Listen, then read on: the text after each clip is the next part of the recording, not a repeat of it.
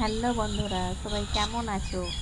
আবারও নিয়ে চলে আসলাম তোমাদের সামনে একটা ছোট্ট মিনি ব্লগ ভিডিও নিয়ে। এখানেতে আমি কেন আসছি, কিসের জন্য আসছি, সেটা তোমরা সবটাই দেখতে পাবে।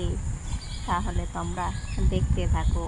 আর তোমরা ভাবছো এখানে এত কেন গাড়ির আওয়াজ?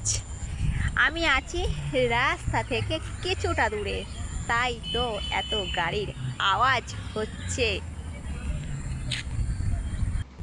তোমরা তো আমাকে এখানেতে দেখলে, কারণ কেন আমি এখানেতে আসছি তার কারণ হলো আমার এখন ফিজিওলজি থেরাপি চলছে, তাই আমি এখানেতে ফিজিওলজি থেরাপি করতে আসছি এই বাড়িটার মধ্যেই।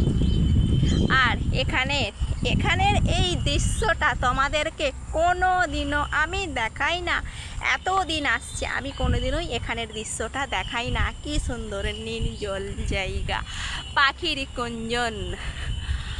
সেই জন্যই আমি দেখে, এত সুন্দর জায়গা দেখে আমি একটু ভাবলাম ব্লগ বানাবো। তাই আমি এত সুন্দর প্রকৃতির মধ্যে আমি একটু তোমাদেরকে ব্লগ দিলাম।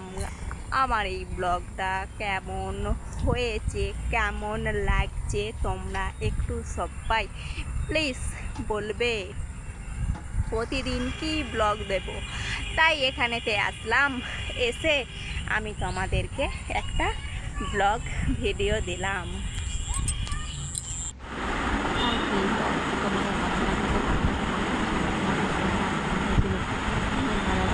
এই ভিডিও এবারে তোমাদের সামনে আমার সাথে মজা করছে, কি বলছে দেখো সেটা বন্ধুরা, তোমরা এবার শুনতে থাকো। বৃষ্টির জলে মাঠ, সবুজ মাঠ, জলে জল।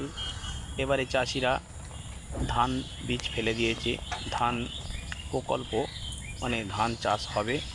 আর এখানে দেখো তোমাদের দিদি ভাই একটু হেঁটে হেঁটে বেড়াচ্ছে, আর সুন্দর লাগছে এই দেবদারু গাছগুলো। কেনা দেখো কত সুন্দর লাগছে, প্রাকৃতিক দৃশ্য অপূর্ব। এই সৌন্দর্য, অপূর্ব সৌন্দর্য। আর এই মাঠ, গ্রামের মাঠ, দেখতেই পাচ্ছ গ্রামের মাঠ। আর গ্রামের সৌন্দর্যটাই আলাদা, মাঠের জলে ভর্তি।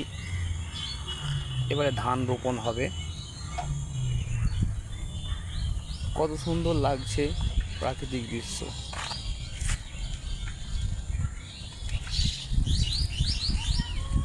আর এই দেখো এখানে এক মহিলা আসছে,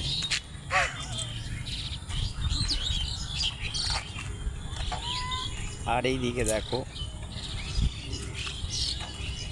ওই দূরে দেখো দুটো গরু নিয়ে একটা লোক আসছে, আর তার মাঝে বকগুলো উড়ে যাচ্ছে। কত সুন্দর লাগছে প্রাকৃতিক দৃশ্যটা বলো। গরু দুটো বকগুলোকে তাড়া করছে, আর বকটা উড়ে উড়ে চলে যাচ্ছে। খুব ভালো লাগছে না?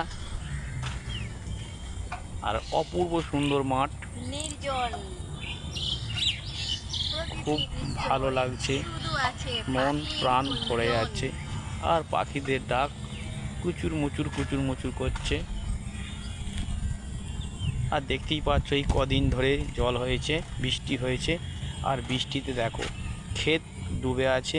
এবারে ধান রোপণ করা হবে।